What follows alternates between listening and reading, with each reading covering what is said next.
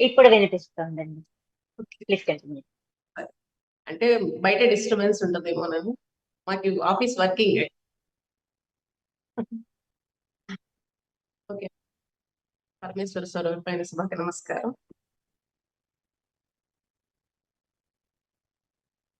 నాకు ఈ అవకాశాన్ని ఇచ్చిన పెద్దలందరికీ, ముఖ్యంగా మా బాబాయ్ గారికి, లలితారాం గారికి మరొక్కమారు నమస్కారం.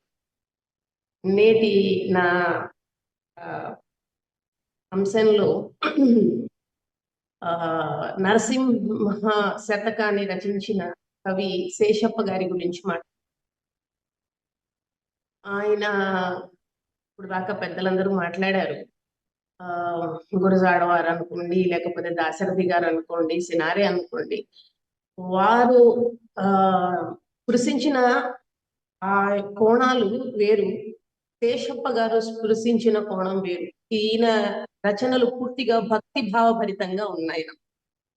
అందుకని ఆ బహుశా చాలా మందికి వీరి గురించి తెలియకపోయి ఉండొచ్చని నేను నా నా అనుభవం ద్వారా నేను.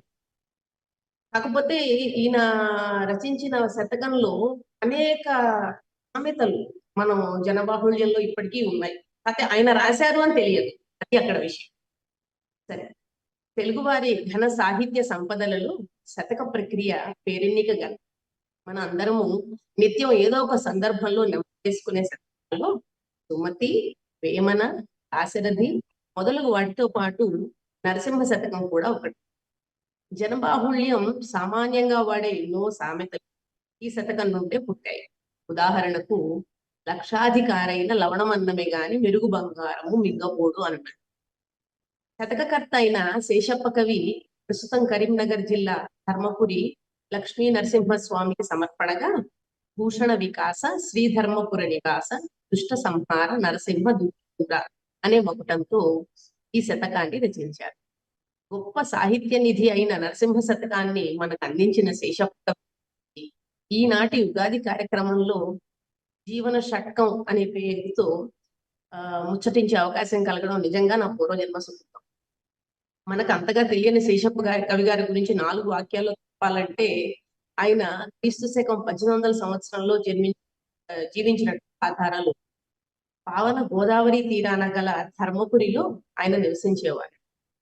తాను దుర్భర దారిద్ర్యం అనుభవించిన తన పద్యాలలో సమాజ హితానికి అవసరమైన విలువలని తత్వంతో రంగరించి మరీ బోధి. ఇంతటి సాహిత్య సేవ చేసినా గాని ఆయన తనను సామాన్య భాషా జ్ఞానం గలవాడిగా.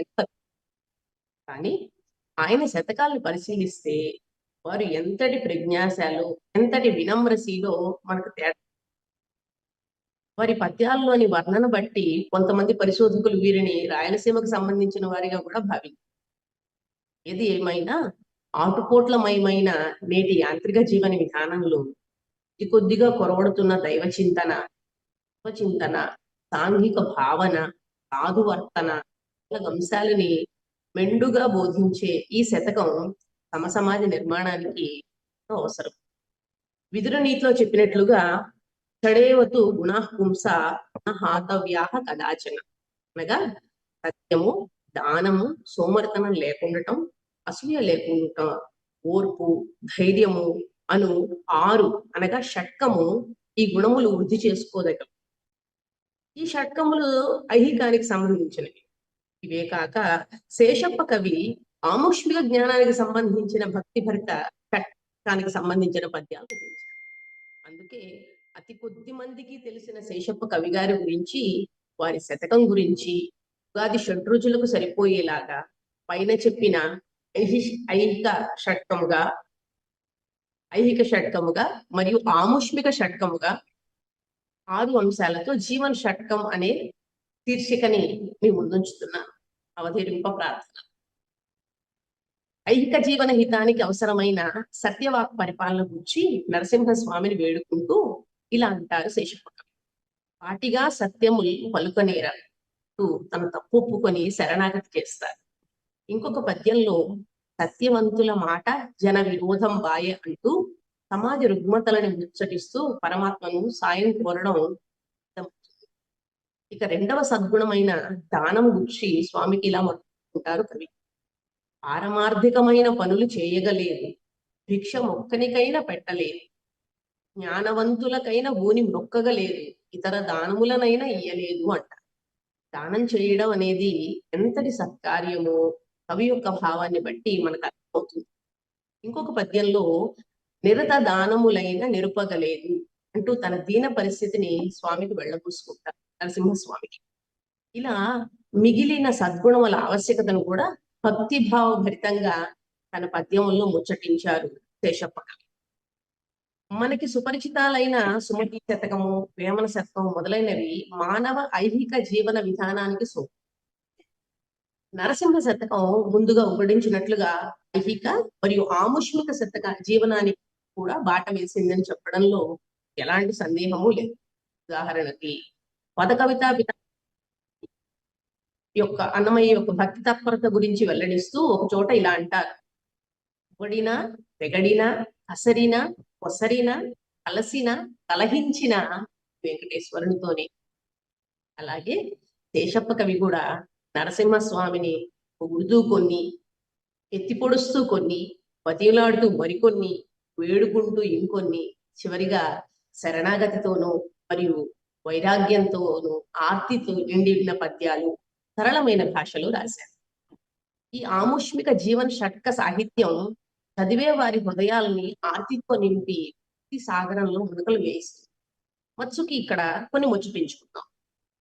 ఒక పద్యంలో ఆయన ఇలా అంటారు: అడవి పక్షులకు ఎవ్వడు ఆహారం ఇచ్చే, మృగజాతికి ఎవ్వడు వేదబెట్టి, జీవకోట్లను భూషింప నీవే కాని వేరే ఒక తాత లేడయ్య వెదకి చూడ స్వామిని ప్రస్తుతిస్తారు.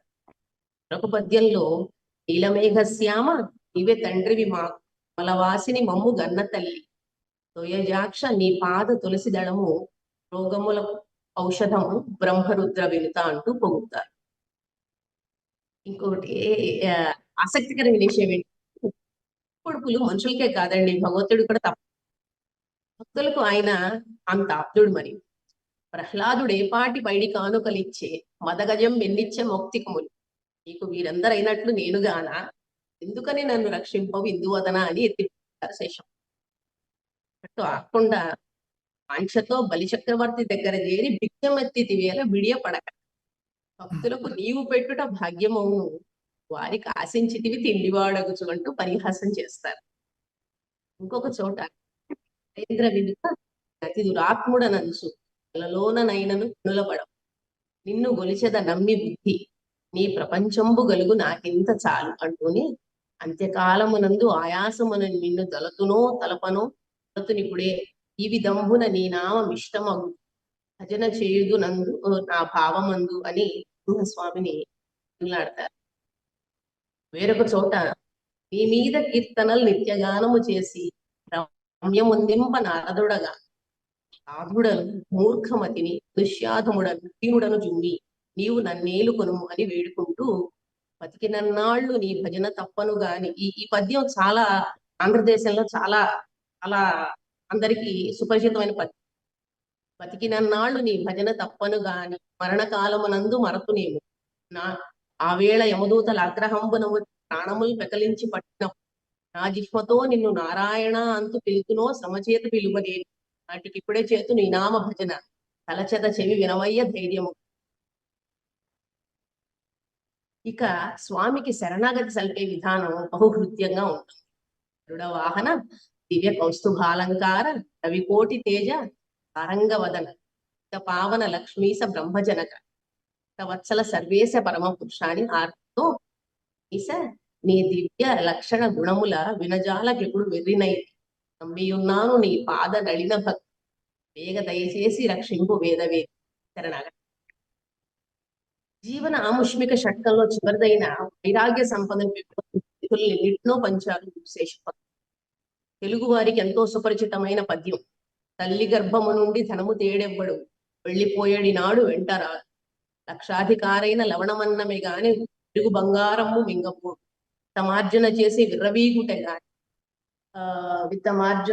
విర్రవీగుటే గాని కూడబెట్టిన ధనము కుదువబెట్టిన ధనము తోడు రాదు, తొదకు దొంగలకిత్తురో దొరలకవును, నేను జుంటీగలియవా తెరువరులకు బలువైన వైరాగ్య భక్తి జ్ఞానములిచ్చి పొందించుడు మూర్తి నీవే అంటూ వైరాగ్య బోధకై ప్రార్థిస్తారు శేషపుత్రుడు.